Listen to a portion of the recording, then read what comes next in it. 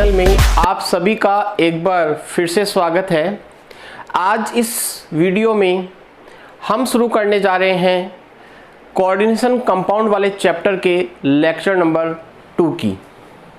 एक लेक्चर इस चैप्टर का मैं आपको पूरा करवा चुका हूं और पिछले लेक्चर में हमने जाना कि योगात्मक यौगिक क्या होते हैं, योगात्मक यौगिक के प्रकार क्या होते हैं, द्विक लवण और उपसहसंयोजक यौगिक के बारे में हमने जाना। उसके बाद में मैंने आपको उपसहसंयोजक यौगिक का प्रदर्शन किस प्रकार से किया जाता है यह भी मैंने आपको बताया था। और हम बात कर रहे थे पिछले लेक्चर में लिगेंडों की।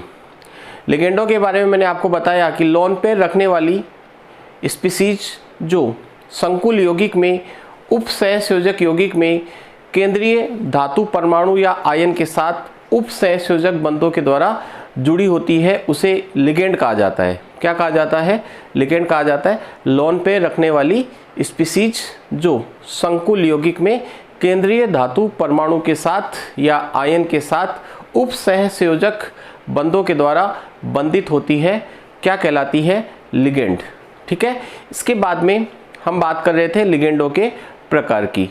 लिगेंडों के प्रकार में हमने एकल दंतुक लिगेंडों के बारे में पढ़ लिया था। एकल दंतुक लिगेंड के जो एग्जाम्पल्स है वो मैंने आपको लगभग बता दिए थे, उनके नेम्स भी मैंने आपको बता दिए थे।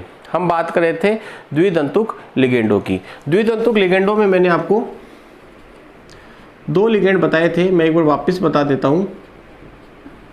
द्विदंतुक लिगेंड का मतलब ऐसे लिगेंड जिनमें 2 दाता परमाणु उपस्थित होते हैं एवं दोनों दाता परमाणु एक साथ केंद्रीय धातु परमाणु या आयन के साथ उपसहसंयोजक बंध के द्वारा जुड़े होते हैं, क्या कहलाते हैं? द्विदंतुक लिगेंड। कितने दाता परमाणु होते हैं? 2, और दोनों एक साथ काम करते हैं, अर्थात दोनों दाता परमाणु केंद्रीय धातु परमाणु के साथ एक साथ जुड़े होते हैं। ठीक है। तो द्विदंतुक लिगेंड के मैंने आपको जो एग्जाम्पल्स बताए थे उनमें पहला एग्जाम्पल था CH2NH2 CH2NH2। इसमें देखिएगा 2 दाता परमाणु हैं, कौन कौन से? नाइट्रोजन और नाइट्रोजन। और इस लिगेंड का नाम क्या है? Ethylene diamine. Ethylene diamine प्रतीक होता है EN और आवेश कितना होता है इसके ऊपर? 0। ठीक है। दूसरा जो लिगेंड मैंने आपको बताया था वो बताया था ऑक्जेलेटो। कौन सा बताया था? Oxalato. C double bond O oxygen पे minus, C double bond O oxygen पे माइनस। इस लिगेंड को हम क्या कहते हैं? ऑक्जेलेटो लिगेंड कहते हैं या ऑक्सेलेटो लिगेंड कहते हैं, क्योंकि ये ऑक्सेलिक अम्ल से बनता है। ठीक है। ऑक्सेलेटो और प्रतीक क्या होता है इसका? OX-2, यानी इसके ऊपर चार्ज कितना होता है? -2। आवेश कितना है? -2। ठीक है। जो भी ऋणावेशित लिगेंड होते हैं उनके नाम के अंत में O लगता है। जो धनावेशित लिगेंड होते हैं उनके नाम के अंत में EM लगता है। क्या लगता है? EM। याद कीजिएगा, नाइट्रोसोनियम, नाइट्रोसोनियम। और जो उदासीन लिगेंड होते हैं उनके नाम के अंत में कुछ भी नहीं लगता, वो एज इट इज उनके नेम लिखे जाते हैं। ऋणावेशित लिगेंड के नाम में जो अंत में क्या लिखा जाता है? O लिखा जाता है, तो इसका नाम होगा ऑक्सेलेटो। इसका एथिलीन डाई एमीन। एक और इसका एग्जाम्पल है ग्लाइसिनेटो। ग्लाइसिनेटो, ये देखो, ये जो लिगेंड है इसे कहा जाता है ग्लाइसिनेटो। क्यों? क्योंकि ये ग्लाइसिन एमिनो अम्ल से बनता है। ये ग्लाइसिन एमिनो अम्ल का फॉर्मूला होता है। ये किसका फॉर्मूला है बच्चों? ग्लाइसिन का। तो ग्लाइसिन एमिनो अम्ल होता है एक। इसके हाइड्रोजन को यदि हम हटा दें यहाँ से तो ये वाला जो लिगेंड प्राप्त होता है इसे हम क्या कहते हैं? ग्लाइसिनेटो। क्या कहते हैं? ग्लाइसिनेटो। और इसका प्रतीक होता है Gly-1। और इसमें दाता परमाणु कितने होते हैं? 2, एक तो नाइट्रोजन और एक ऑक्सीजन। ठीक है। तो ये कौन सी लिगेंड हो गई? द्विदंतुक लिगेंड। वापस से सुन लीजिएगा एक बार। द्विदंतुक लिगेंड का मतलब वे लिगेंड जिनमें 2 दाता परमाणु उपस्थित होते हैं एवं दोनों दाता परमाणु एक साथ केंद्रीय धातु परमाणु के साथ या आयन के साथ उपसहसंयोजक बंधों के द्वारा बंधित होते हैं। द्विदंतुक लिगेंड के आपको 3 एग्जाम्पल्स यहाँ पर मैं बता रहा हूँ जो आपको याद रखने हैं। नंबर 1 है एथाइलिन या एथिलीन डाइअमीन, जिसे एथेन 1,2 डाइअमीन भी कहते हैं। क्या कहते हैं? एथेन 1,2 डाइअमीन या एथिलीन डाइअमीन। ये एथिलीन हो गया और ये 2 एमीन हो गए, तो इसका नाम हो गया एथिलीन डाइअमीन या एथेन 1,2 डाइअमीन। इसको 1 नंबर दिया जाए, इसको 2 दिया जाए, तो इसका नाम होगा एथेन। 2 कार्बन की हाइड्रोकार्बन श्रृंखला है, तो एथेन 1,2 डाइअमीन। दूसरा लिगेंड है जो ऑक्सेलिक अम्ल से बनता है, इसे क्या कहा जाता है? ऑक्सेलेटो कहा जाता है, और इसका आवेश कितना होता है? -2। प्रतीक क्या होता है? OX-2। ठीक है। और तीसरा लिगेंड है ग्लाइसिनेटो, जो किससे बना है? ग्लाइसिन से बना है। ग्लाइसिन से बना है, इसलिए इसको क्या कहा गया? ग्लाइसिनेटो कहा गया। नाम के अंत में क्या लगेगा? ओ लगेगा, ग्लाइसिनेटो। ठीक है, ग्लाइसिनेटो। तो ये हमने बात कर ली द्विदंतुक लिगेंडों की। अब हम बात करेंगे त्रिदंतुक लिगेंडों की। त्रिदंतुक लिगेंड वे लिगेंड होते हैं जिनमें 3 दाता परमाणु उपस्थित हो। त्रिदंतुक लिगेंड। त्रिदंतुक लिगेंड वे लिगेंड होते हैं जिनमें कितने दाता परमाणु होते हैं? 3 दाता परमाणु होते हैं, और तीनों दाता परमाणु एक साथ संकुल यौगिक में केंद्रीय धातु परमाणु या आयन के साथ उप सह संयोजक बंधों के द्वारा क्या होते हैं? बंधित होते हैं। तो इसका एक ही एग्जाम्पल आपको याद रखना है। एग्जाम्पल है die ethylene triamine. Diethylene ट्राईएमीन, इसका मतलब 2 तो एथिलीन है और 3 क्या है? एमीन है। 2 तो एथिलीन है, एक एथिलीन मैंने ये बनाया, दूसरा एथिलीन मैंने ये बना दिया। ठीक है, 2 तो एथिलीन हो गए और एमीन कितने हैं? 3। तो 3 एमीन बनाऊंगा, एक यहाँ पे बीच में लगा देंगे NH की फॉर्म में, और एक NH2 इधर लग जाएगा और एक NH2 इधर लग जाएगा। तो देखो ये एथिलीन हो गया, ये एथिलीन हो गया, और एमीन कितने हो गए? 3 हो गए। इस पर लोन पेयर, इस पर लोन पेयर और इस पर लोन पेयर। तो इसे कहते हैं डाई एथिलीन ट्राईएमीन। तीनों दाता परमाणु एक साथ केंद्रीय धातु परमाणु के साथ जुड़ेंगे कुछ इस प्रकार से। ठीक है, तो ऐसे लिगेंडों को क्या कहा जाता है? त्रिदंतुक लिगेंड, जिनमें कितने दाता परमाणु उपस्थित होते हैं? 3 दाता परमाणु उपस्थित होते हैं, और तीनों दाता परमाणु एक साथ केंद्रीय धातु परमाणु या आयन के साथ उप सहसंयोजक बंधों के द्वारा क्या होते हैं? बंधित। देखिएगा, फिलहाल आपको मैं जितना पढ़ा रहा हूँ उतना आप देखते जाइए, इसको समझते जाइए, याद करते जाइए। इनका क्या एप्लीकेशंस है वो हम आगे जाके स्टडी करेंगे। आगे का जो चैप्टर है वो इन लिगेंड्स पे आधारित है। तो लिगेंड्स के नेम और उनका आवेश और उनका जो सूत्र है वो आपको अच्छे से क्या करना है? याद करना है। चलिएगा, नंबर 4 त्रिदंतुक लिगेंड के बाद चौथा जो प्रकार है लिगेंडों का वो है चतुर्दंतुक लिगेंड। चतुर्दंतुक लिगेंड। चतुर्दंतुक लिगेंड में भी आपको एक ही एग्जाम्पल याद रखना है। चतुर्दंतुक लिगेंड नाम से ही पता चल रहा है कितने दाता परमाणु होंगे? 4 दाता परमाणु होंगे, और चारों दाता परमाणु एक साथ केंद्रीय धातु परमाणु या आयन के साथ उप सहसंयोजक बंधों के द्वारा क्या होंगे? बंधित होंगे। तो चतुर्दंतुक लिगेंड वे लिगेंड जिनमें 4 दाता परमाणु उपस्थित होते हैं और चारों दाता परमाणु एक साथ केंद्रीय धातु परमाणु या आयन के साथ उप सहसंयोजक बंधों के द्वारा क्या होते हैं? बंधित होते हैं। तो इसका एग्जाम्पल है ट्राईएथिलीन। ट्राईएथिलीन टेट्राएमीन। ट्राईएथिलीन टेट्राएमीन। ट्राईएथिलीन टेट्राएमीन। इससे पहले जो था वो था डाईएथिलीन ट्राईएमीन। डाईएथिलीन ट्राईएमीन, और ये वाला क्या है? ट्राईएथिलीन टेट्राएमीन। इसका मतलब 3 तो एथिलीन है, तो पहले 3 एथिलीन बना लेते हैं। एक एथिलीन, दूसरा एथिलीन और तीसरा एथिलीन। और एमीन कितने हैं? 4। तो एक तो इस कॉर्नर पर आ जाएगा, एक इस कॉर्नर पर आ जाएगा। कितने हो गए? 2। और 2 जो बच गए वो बीच में आ जाएंगे, और बीच में NH की फॉर्म में आएंगे। किस फॉर्म में आएंगे? NH की फॉर्म में, क्योंकि हमें नाइट्रोजन की वैलेंसी का भी ध्यान रखना है।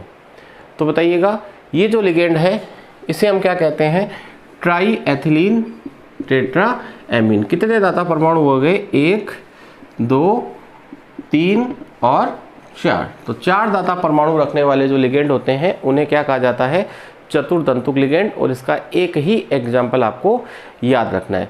कई बार राजस्थान बोर्ड एग्जाम में इस प्रकार का क्वेश्चन भी पूछ लिया जाता है, किसी एक चतुर्दंतुक लिगेंड का नाम और उसका सूत्र लिखिए। तो आप इस प्रकार से यदि आपको याद है तो इजीली आप लिख सकते हैं। 5वां जो लिगेंड है वो है पंचदंतुक लिगेंड। पंचदंतुक लिगेंड। पंचदंतुक लिगेंड का मतलब होता है वे लिगेंड जिनमें 5 दाता परमाणु उपस्थित होते हैं और पांचों दाता परमाणु एक साथ केंद्रीय धातु परमाणु या आयन के साथ उपसहसंयोजक बंधों के द्वारा क्या होते हैं, बंधित होते हैं। तो पंचदंतुक लिगेंड का जो एग्जाम्पल है वो देखिएगा। इसका एग्जाम्पल है EDTA-3।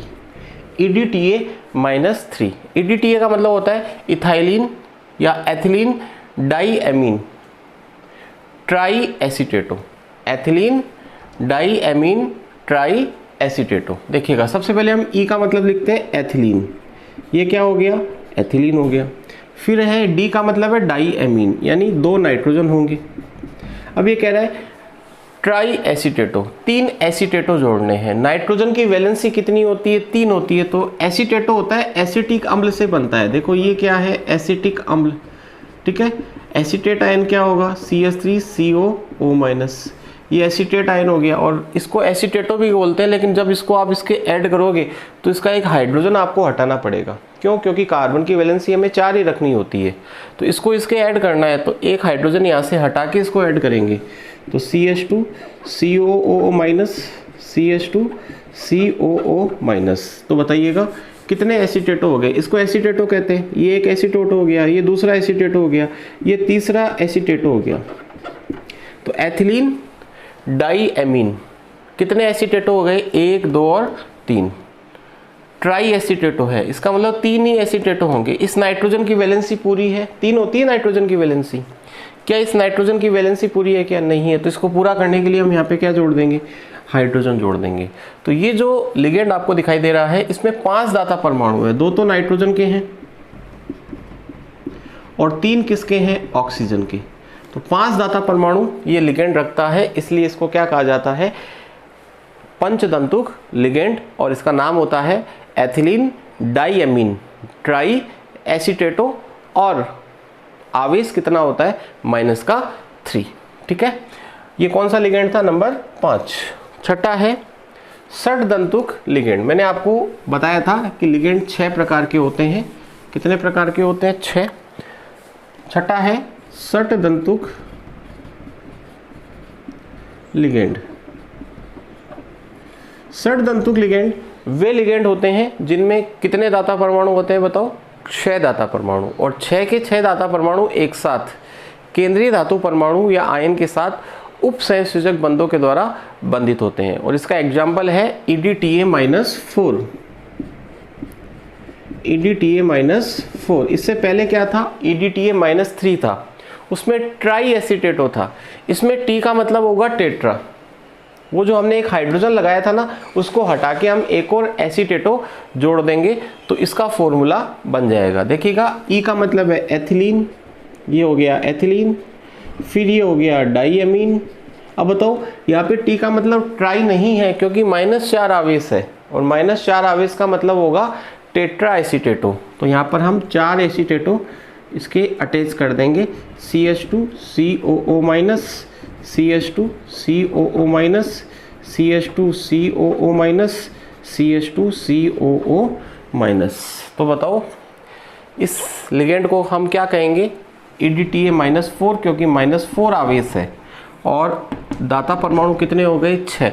2 तो हो गए नाइट्रोजन के और 4 किसके हो गए, ऑक्सीजन के। ठीक है, तो 6 दाता परमाणु रखने वाला लिगेंड षटदंतुक लिगेंड कहलाता है। तो लिगेंड क्या होते हैं, मैं आपको एक बार वापस से बताना चाहूँगा। वे स्पीसीज जो लोन पेयर रखती है और संकुल यौगिक में केंद्रीय धातु परमाणु या आयन के साथ उपसहसंयोजक बंधों के द्वारा बंधित होती है। उन्हें क्या कहा जाता है? लिगेंड कहा जाता है। लिगेंड कितने प्रकार के होते हैं? 6 प्रकार के। एकल दंतुक लिगेंड, द्विदंतुक लिगेंड, त्रिदंतुक लिगेंड, चतुर्दंतुक लिगेंड, पंचदंतुक और षड्दंतुक लिगेंड। एकल दंतुक लिगेंड जिनमें एक दाता परमाणु हो, द्विदंतुक लिगेंड जिनमें 2 दाता परमाणु हो, त्रिदंतुक लिगेंड जिनमें 3 दाता परमाणु हो, चतुर्दंतुक लिगेंड 4, पंचदंतुक 5 और षड्दंतुक लिगेंड का मतलब होता है 6 दाता परमाणु रखने वाले लिगेंड। ठीक है। यदि लिगेंड ऋणावेशित है तो नाम के अंत में ओ लगेगा, यदि धनावेशित है तो नाम के अंत में ईएम लगेगा, और यदि उसके ऊपर कोई आवेश नहीं है तो नाम के अंत में कुछ भी नहीं लगेगा। जो उसका नाम है उस हिसाब से उसका नाम लिखा जाएगा। तो लिगेंडों को आप एक बार अच्छे से याद कीजिएगा, वीडियो को एक बार रिवर्स करके वापस चलाइएगा और इन लिगेंडों को तब तक पढ़िएगा जब तक कि आपको ये याद नहीं हो जाते, और समय समय पर मैं आपको इनकी याद दिलवाता भी रहूँगा। अब हमें 2 विशेष प्रकार के लिगेंडों का अध्ययन करना है, और वो लिगेंड है उभय दंतुक लिगेंड एवं किलेट लिगेंड। ठीक है। तो हमारा जो अगला टॉपिक है वो है उभय दंतुक लिगेंड।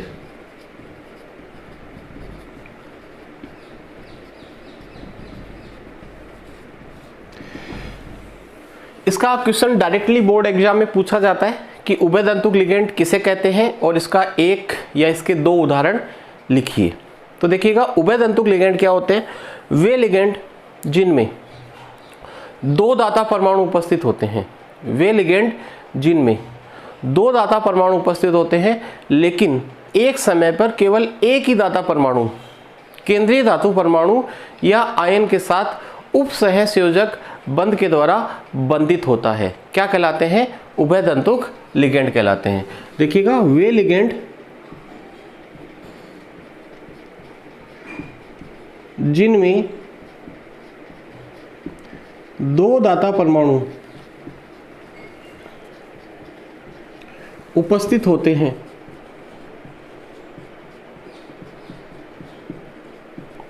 वे लिगेंड जिनमें 2 दाता परमाणु उपस्थित होते हैं, परंतु एक समय पर केवल एक दाता परमाणु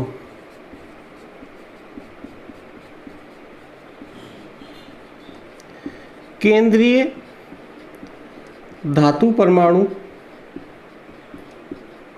या आयन के साथ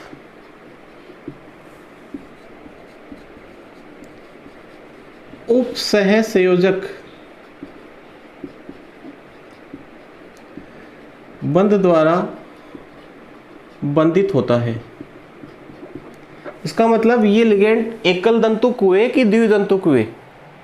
द्विदंतुक लिगेंड में क्या होता है? 2 दाता परमाणु होते हैं, दोनों एक साथ जुड़ते हैं। इनमें दाता परमाणु तो 2 हैं, लेकिन एक ही दाता परमाणु एक समय पर काम में आएगा। इसका मतलब ये द्विदंतुक लिगेंड नहीं है, ये एक प्रकार के क्या है?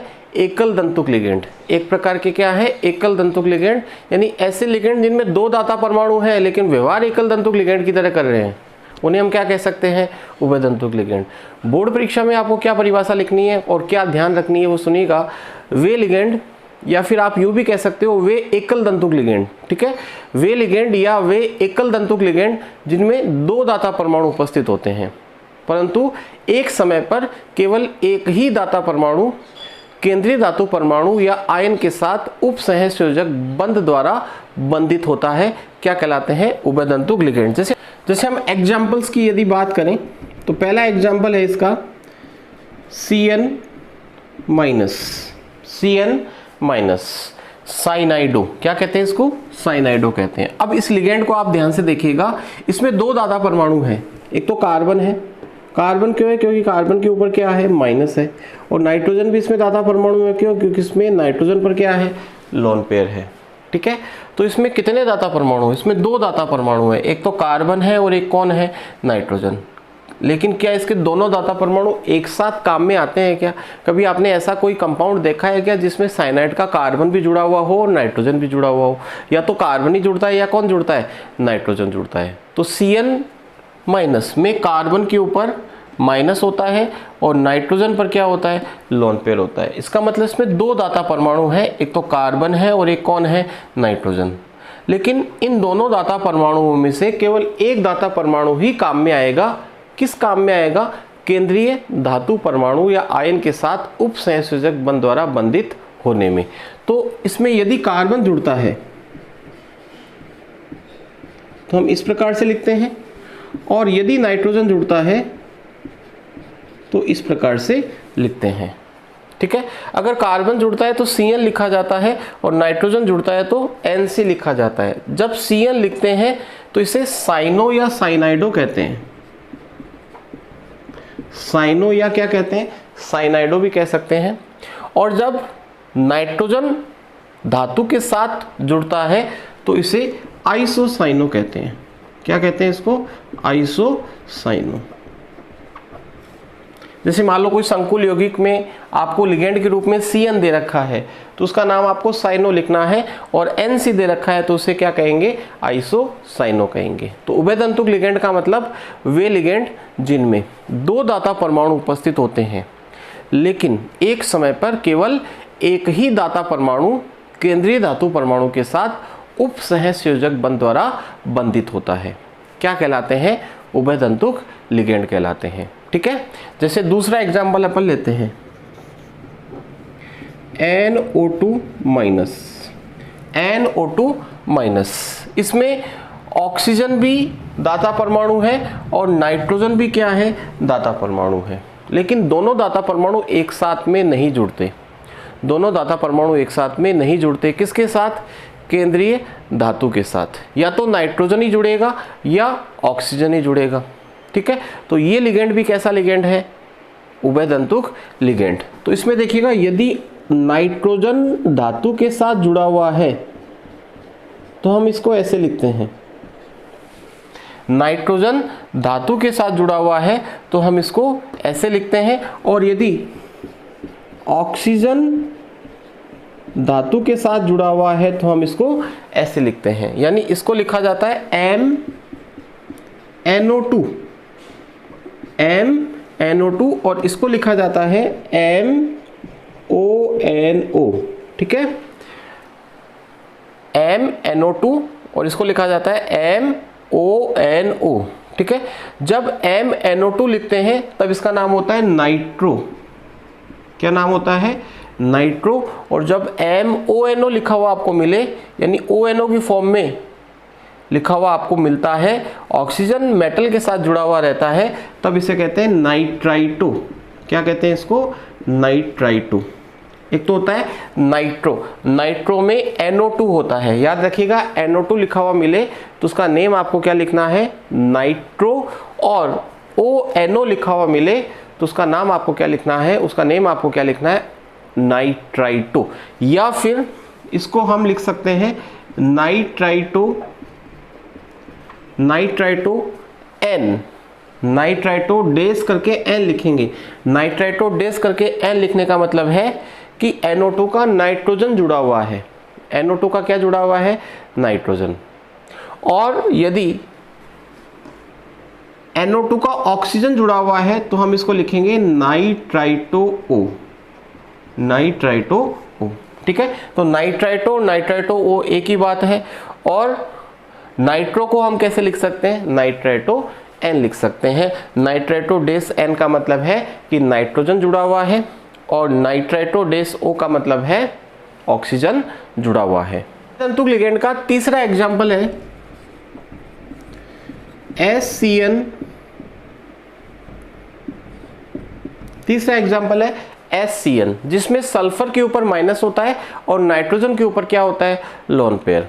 सल्फर के ऊपर माइनस होता है, माइनस होने का मतलब भी वहां पर इलेक्ट्रॉन युग्म उपस्थित है, तो वो भी दाता परमाणु की तरह क्या कर सकता है? बिहेव कर सकता है। तो बताइएगा, इसमें कितने दाता परमाणु हैं? दो, एक सल्फर है और एक क्या है?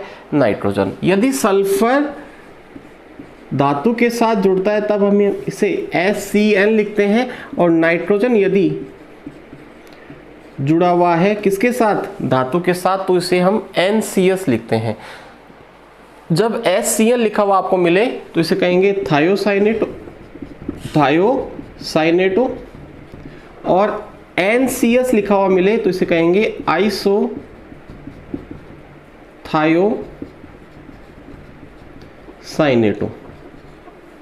एक होता है थायोसाइनेटो। थायोसाइनेटो में सल्फर जुड़ा हुआ रहता है। सल्फर के ऊपर क्या होता है, नेगेटिव चार्ज होता है। नेगेटिव चार्ज का मतलब भी इलेक्ट्रॉन पेयर यहाँ पर प्रेजेंट है, और इलेक्ट्रॉन पेयर अगर है तो बताओ वो किसकी तरह बिहेव करेगा, दाता परमाणु की तरह। और नाइट्रोजन यदि जुड़ता है तो उसे हम क्या कहेंगे, आइसोथायोसाइनेटो। सल्फर जुड़े थायोसाइनेटो, जैसे ये कंपाउंड मैंने लिखा MCN SCN ऐसे कुछ लिखा हुआ है, तो इसे क्या कहेंगे, थायोसाइनेटो। और MnCS लिखा हुआ है तो इसे हम क्या कहेंगे, आइसोथायोसाइनेटो। उभयतंतुक लिगेंड के बाद हमारा जो अगला टॉपिक है वो है किलेट लिगेंड। तो देखिएगा किलेट लिगेंड क्या होते हैं। जब कोई बहुदंतुक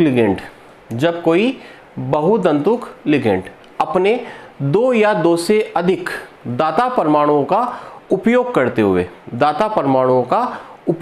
हुए केंद्रीय धातु परमाणु या आयन के साथ उपसहसंयोजक बंधों के द्वारा बंधित होता है तो एक वलय बनती है। एक क्या बनती है, वलय बनती है। उस वलय को किलेट वलय कहा जाता है, और इस प्रकार के लिगेंडों को किलेट लिगेंड कहा जाता है। क्या परिभाषा मैंने आपको बताई, जब कोई बहुदंतुक लिगेंड। सर बहुदंतुक लिगेंड का क्या मतलब होता है, देखिएगा मैंने आपको बताया कि लिगेंड के जो प्रकार हैं वो एकल दंतुक, द्विदंतुक, त्रिदंतुक, चतुर्दंतुक, पंच और षड्दंतुक होते हैं। यही प्रकार मैंने आपको बताए। जब किसी लिगेंड में एक दाता परमाणु होता है तो उसे एकल दंतुक लिगेंड कहते हैं, और एक से ज़्यादा दाता परमाणु यदि हो तो उनको द्वि, त्रि, चतुर, पंच और षड्दंतुक लिगेंड कहा जाता है। तो बहुदंतुक लिगेंड का मतलब है द्विदंतुक लिगेंड, त्रिदंतुक लिगेंड, चतुर्दंतुक लिगेंड, पंचदंतुक लिगेंड और षड्दंतुक लिगेंड। अर्थात यदि किसी लिगेंड में एक से ज़्यादा दाता परमाणु है तो उसे हम बहुदंतुक लिगेंड भी कहते हैं। तो जब कोई बहुदंतुक लिगेंड अपने दो या दो से अधिक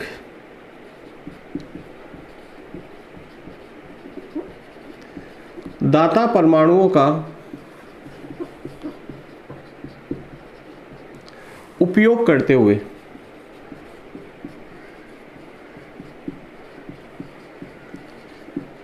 केंद्रीय धातु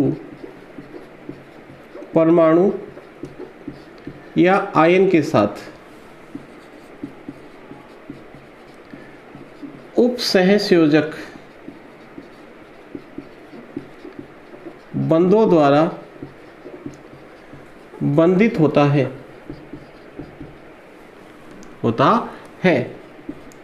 तो एक वलय बनती है जिसे किलेट वलय कहते हैं।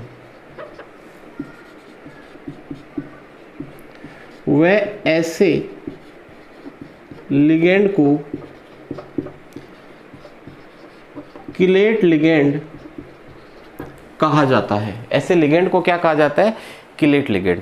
बनने वाली किलेट वलयों की संख्या इस बात पर डिपेंड करती है कि उस लिगेंड में कितने दाता परमाणु उपस्थित हैं।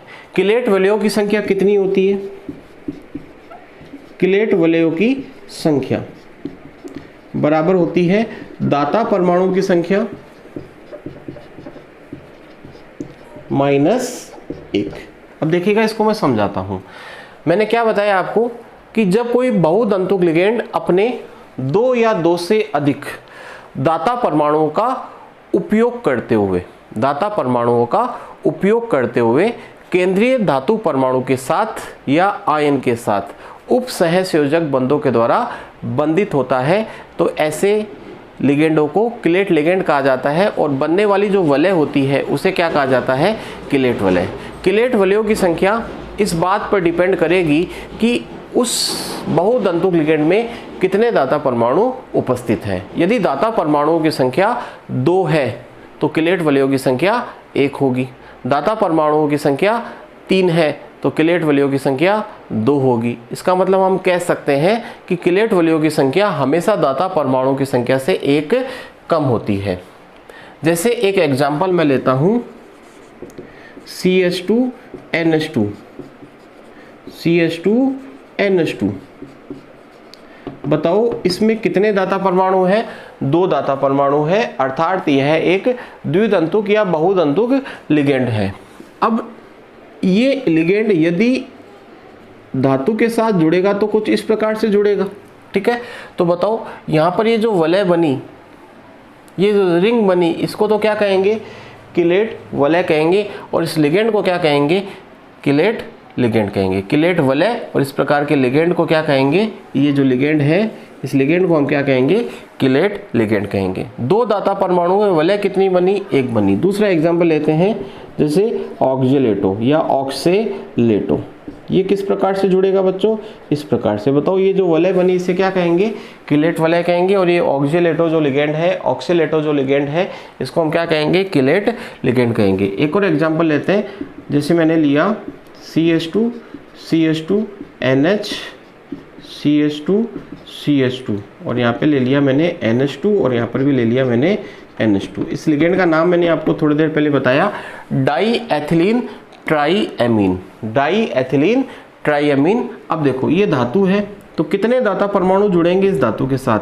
3 जुड़ेंगे, 1 2 और 3। तो बताओ अब कितनी वलय बनी? 2 वलय बनी, क्योंकि दाता परमाणु की संख्या कितनी थी? 3 थी। अगर दाता परमाणु की संख्या 4 होगी तो कितने किलेट वलय बनेगी? 3 बनेगी। किलेट लिगेंड के बाद हम बात करेंगे समन्वय मंडल की। समन्वय मंडल क्या होता है? हालांकि मैंने आपको बताया था पिछले लेक्चर में, समन्वय मंडल किसी संकुल यौगिक में, किसी संकुल यौगिक में केंद्रीय धातु परमाणु एवं लिगेंडों को, केंद्रीय धातु परमाणु एवं लिगेंडों को एक वर्गाकार कोष्ठक में लिखा जाता है। उसे क्या कहा जाता है? समन्वय मंडल कहा जाता है। ये देखिएगा, समन्वय मंडल को हम दर्शाते हैं MLN से। जैसे अपने पास एक संकुल यौगिक है K4FeCN6, तो ये बताओ क्या है? समन्वय मंडल, ठीक है।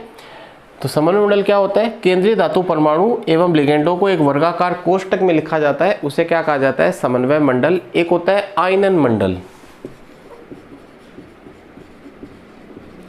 समन्वय मंडल के बाहर उपस्थित स्पीसीज, समन्वय मंडल के बाहर उपस्थित स्पीसीज क्या कहलाती है?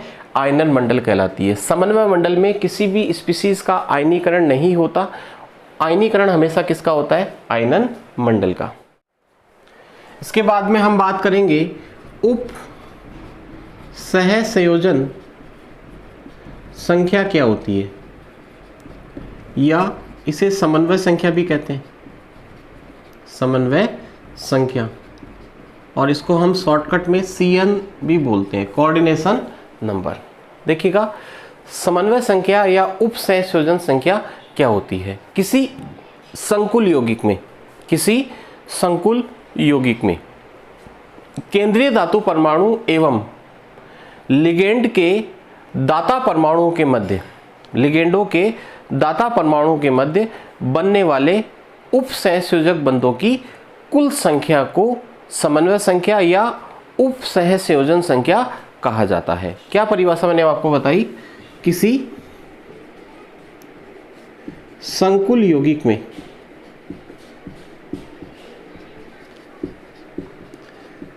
केंद्रीय धातु परमाणु ऑब्लिक आयन एवं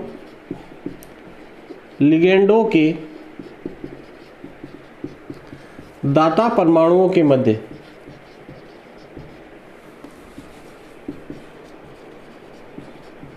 बनने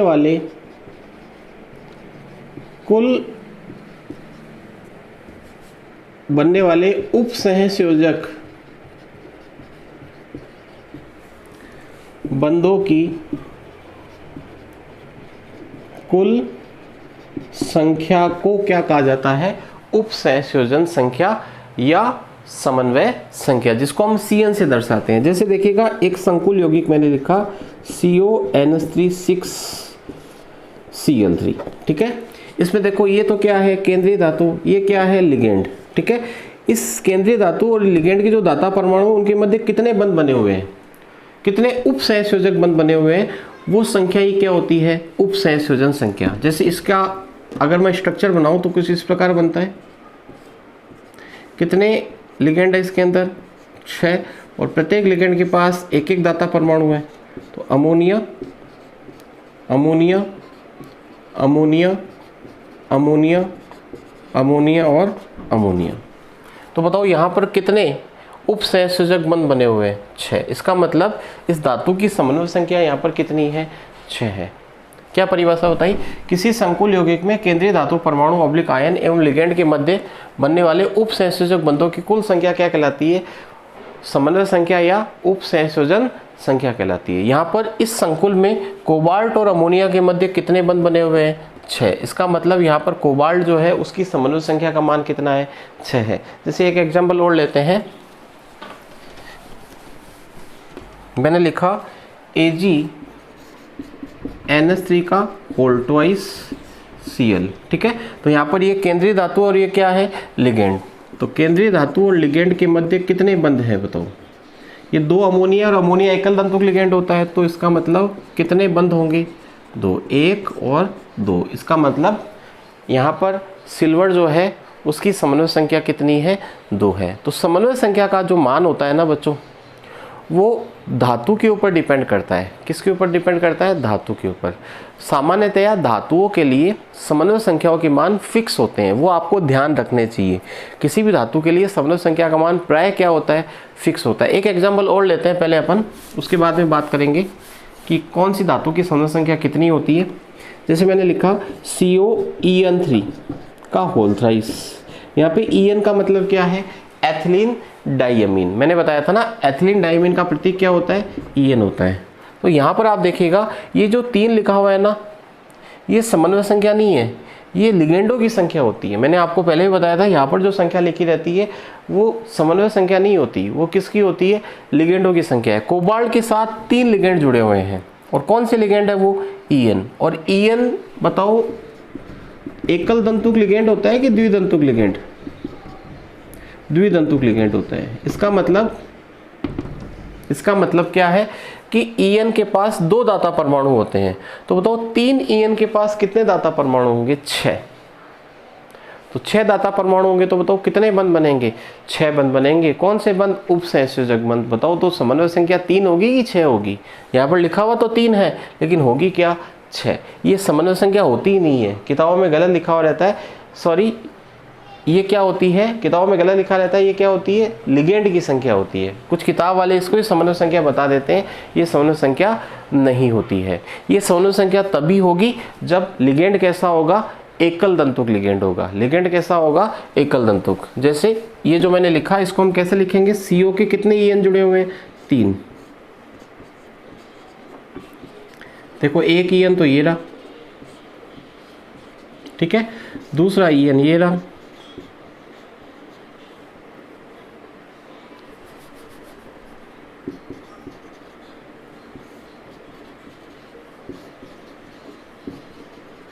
दो, और तीसरा EN ये रहा। ये कौन से बंध है बच्चों? उपसहसयोजक बंध।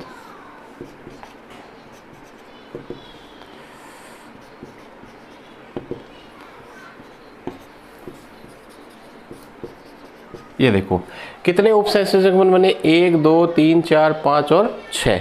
ये एक EN है एथिलीन डाइअमीन, ये एथिलीन डाइअमीन, और ये भी क्या है? एथिलीन डाइअमीन। तो एक एथिलीन डाइअमीन 2 उपसहसयोजक बंध बनाएगा, तो टोटल कितने बनेंगे? 6 बनेंगे। तो बात आपके समझ में आ गई होगी। उपसहसंयोजन संख्या का मतलब होता है, उपसहसंयोजन संख्या का मतलब होता है संकुल यौगिक में केंद्रीय धातु परमाणु ऑब्लिक आयन एवं लिगेंड के दाता परमाणुओं के मध्य बनने वाले उपसहसंयोजक बंधों की कुल संख्या, जो किसी धातु के लिए प्राय क्या होती है? फिक्स होती है। तो ये समन्वय संख्याएं एक बार आप याद कर लो, इनका उपयोग आगे होगा। जब आप संकुल यौगिक का सूत्र लिखोगे तो आपको पता रहेगा कि किस धातु के साथ कितने लिगेंड हमें जोड़ने हैं। तो देखो कॉपर प्लस Ag प्लस और Au प्लस की समन्वय संख्या 2 होती है। कॉपर प्लस यानी कॉपर +1 ऑक्सीडेशन नंबर में हो, सिल्वर +1 ऑक्सीडेशन नंबर में हो और Au +1 ऑक्सीडेशन नंबर में हो, तो समन्वय संख्या का मान कितना होता है? 2 होता है। अब देखो निकल +2, कॉपर +2 और जिंक +2, इनकी समन्वय संख्या प्राय 6 होती है। प्राय कितनी होती है? 6। लेकिन कभी कभी इनकी 4 भी हो जाती है। ज़्यादातर कितनी होती है? 6 होती है इनकी, और कभी कभी इनकी कितनी होती है 4 होती है। तो निकल +2, कॉपर +2 और जिंक +2 की समरूप संख्या का मान कितना है 6, और कुछ केसेस में इनकी कितनी होती है 4 होती है। Fe+2 Fe+3 इसकी समरूप संख्या का मान 6 होता है। कोबाल्ट+2 कोबाल्ट+3 इसकी समरूप संख्या भी कितनी होती है 6 होती है। और इसके अलावा क्रोमियम+2 और क्रोमियम+3 इसकी समरूप संख्या भी कितनी होती है 6 होती है। Pt+2 इसकी समरूप संख्या 4 होती है। ध्यान रखिएगा, Pt+2 की समरूप संख्या कितनी होती है 4, और एक है Pt+4 इनकी समरूप संख्या कितनी होती है, इसकी समरूप संख्या कितनी होती है 6 होती है। तो ये समरूप संख्या का जो आइडिया है वो आपको रखना चाहिए, क्योंकि जब आप संकुल यौगिकों के सूत्र लिखोगे तो आपको मान लो खुद को बनाना है कोई संकुल यौगिक, तो आपको पता होना चाहिए कि कॉपर +1 में है अगर, तो उसके साथ 2 एकल दंतुक लिगेंड मुझे जोड़ने हैं। कॉपर +2 में है तो उसके साथ कितने एकल दंतुक लिगेंड जुड़ेंगे 6। कभी कभी कितने जुड़ सकते हैं 4 जुड़ सकते हैं, दोनों होती है, लेकिन ज़्यादातर कितनी होती है इसकी 6 होती है। Fe, कोबाल्ट और क्रोमियम की इनकी कितनी होती है 6 होती है, चाहे ये +2 में हो चाहे ये +3 में हो। Pt+2 की कितनी होती है 4 होती है, और Pt+4 की कितनी होती है 6 होती है। तो ये मैंने आपको किसके बारे में बताया, समन्वय संख्या के बारे में। ध्यान रखिएगा MLN ये जो संख्या है ये समन्वय संख्या नहीं होती, ये क्या होती है लिगेंडों की संख्या। लेकिन ये संख्या समन्वय संख्या कब होगी, अगर होगी तो कब होगी, जब लिगेंड कैसा हो, एकल दंतुक लिगेंड हो।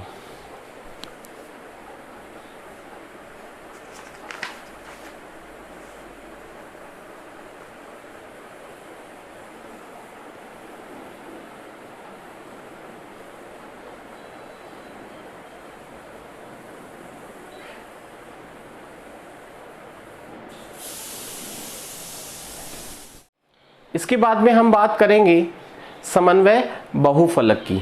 समन्वय बहुफलक, देखिएगा समन्वय बहुफलक का क्या मतलब होता है। किसी संकुल यौगिक में केंद्रीय धातु परमाणु या आयन के साथ जुड़े हुए लिगेंडों के दाता परमाणुओं की त्रिविम में जो व्यवस्था होती है, जो आकाश में व्यवस्था होती है, उसे ही क्या कहा जाता है, समन्वय बहुफलक कहा जाता है। समन्वय बहुफलक का मतलब एक्चुअल में उसकी स्ट्रक्चर है, उस संकुल यौगिक की क्या है स्ट्रक्चर या उसकी ज्यामिति है।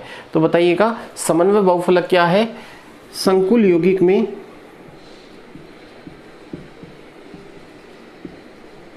केंद्रीय धातु परमाणु ऑब्लिक आयन के साथ जुड़े लिगेंडों के दाता परमाणुओं की आकाशीय व्यवस्था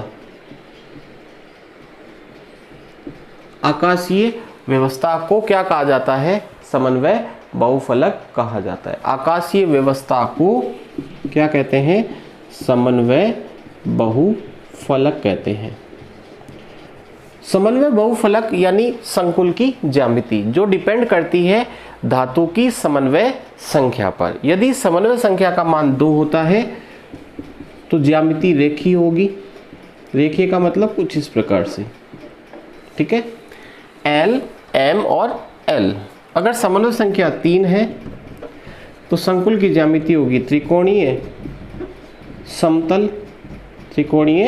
समतल कुछ इस प्रकार से L, M, L, ठीक है। अगर समन्वय संख्या का मान 4 है तो संकुल की ज्यामिति होगी चतुष्फलकीय या वर्गाकार समतल। चतुष्फलकीय किस प्रकार की आकृति होती है, पढ़ी आपने 11वीं क्लास में। ये ज्यामिति कौन सी है, चतुष्फलकीय। और वर्गाकार समतल कैसी होती है, वर्गाकार समतल ऐसी होती है, ठीक है। ये सारी काम में आएंगी। अभी केवल मैं आपको बेसिक टर्मिनोलॉजी पढ़ा रहा हूँ, पारिभाषिक शब्दावली पढ़ा रहा हूँ इस प्रकार के यौगिकों की जो हमारे आगे काम में आएगी, ठीक है।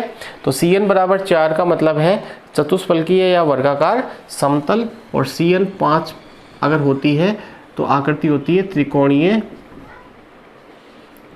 द्विपिरामिडीय, त्रिकोणीय द्विपिरामिडीय, कुछ इस प्रकार से। ये आकृति कैसी है?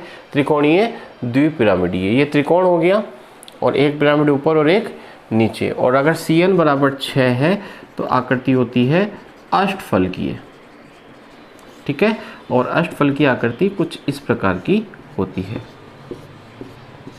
ठीक है, इन सब की चर्चा अपन आगे जाके वापस से करने वाले हैं। तो ये हमने बात कर ली समन्वय बहुफलक की। तो आज के इस वीडियो लेक्चर में मैंने आपको क्या क्या पढ़ाया? मैंने आपको पढ़ाया कि त्रिदंतुक लिगेंड क्या होते हैं, चतुर्दंतुक लिगेंड, पंचदंतुक लिगेंड, षड्दंतुक लिगेंड, उनके उदाहरण मैंने आपको बताए। फिर मैंने आपको बताया उभयदंतुक लिगेंड क्या होते हैं, किलेट लिगेंड क्या होते हैं, किलेट वलय क्या होती है, किलेट वलयों की संख्या कितनी होती है।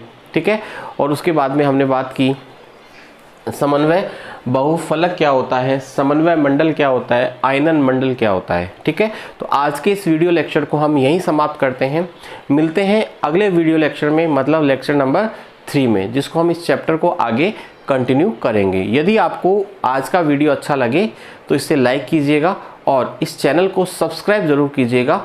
ठीक है, ताकि मुझे मोटिवेशन मिलता रहे आप लोगों के लिए लगातार मेहनत करने का। धन्यवाद।